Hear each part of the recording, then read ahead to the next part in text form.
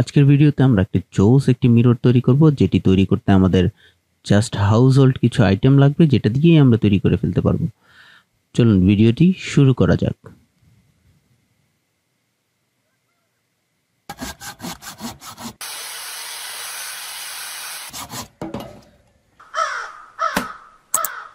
আসসালামু আলাইকুম, সবাই কেমন আছেন? কাকের চোখ ইউটিউব চ্যানেল এবং ফেসবুক পেজের পক্ষ থেকে সবাইকে স্বাগতম। আজকে আমরা তৈরি করব একটি মিরর, যেটি তৈরি করতে আমাদের লাগবে একটি পিভিসি বোর্ড।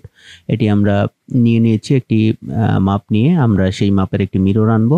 তো এটি কিভাবে কাটতে হবে আমরা আপনাদেরকে দেখিয়ে দিচ্ছি। আমরা একটি সাপোর্টের সাহায্যে খুব সহজে এটিকে দাগ দিয়ে দিব। আপনারা দেখে নিচ্ছেন, এটি হচ্ছে ইলেকট্রিক চ্যানেল, যেটিকে আমরা সিস্টেম করে রেখেছি।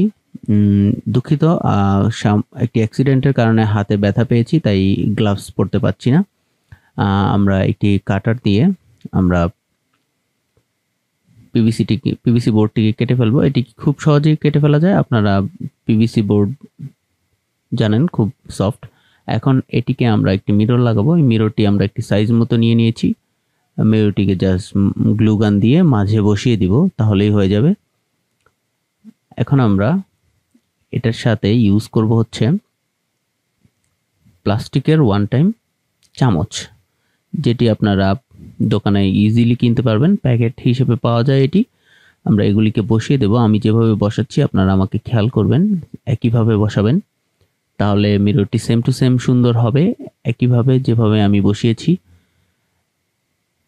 জি, এভাবে একটি বসিয়ে মাঝখানে গ্যাপটি আমরা পূরণ করে দেব, এবং এই দুই পাশের গ্যাপটিও আমরা কিভাবে পূরণ করতে পারি সেটি দেখিয়ে দিচ্ছি।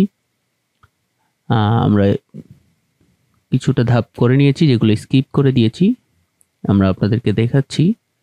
বাকিটুক আমরা করে আবার ভিডিওতে দেখিয়ে দিলাম আপনাদের। এখানে এটা বসানো খুবই সহজ, তাই প্রত্যেকবার দেখানোর কোনো প্রয়োজন নেই। আমাদের এটি লাগানো কমপ্লিট হয়ে গেছে। আমরা কিন্তু দ্বিতীয় ধাপে উপরে আবার চামচ দিয়েছি, ভালোভাবে লক্ষ্য করবেন। এবার হচ্ছে আমরা এখানে একটি রশি দিয়ে একটু ডেকোর করার চেষ্টা করব। আপনারা চাইলে রশি দিতেও পারেন, নাও দিতে পারেন।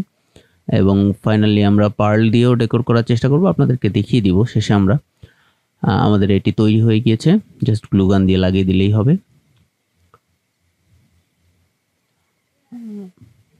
জি, আমাদের এটা কমপ্লিট। আর একটা কথা হচ্ছে, স্যার এপিজে আবুল কালাম আজাদ বলেছেন, আমি একটি পাখি পুষেছিলাম, সেটি উড়ে গেল। আবার একটি কাঠবিড়াল পুষেছিলাম, সেটি চলে গেল। পরে বুদ্ধি করে একটি বৃক্ষরোপণ করেছিলাম, কাঠবিড়াল এবং পাখি দুটোই ফিরে এলো। অর্থাৎ আপনার বুদ্ধি আপনার ব্যবহার করতে হবে প্রত্যেকটা জায়গায়। আপনি বুদ্ধি করে কাজ করলে কোনো জায়গায় কোনো ঠকার কোনো চান্স নেই। ধন্যবাদ।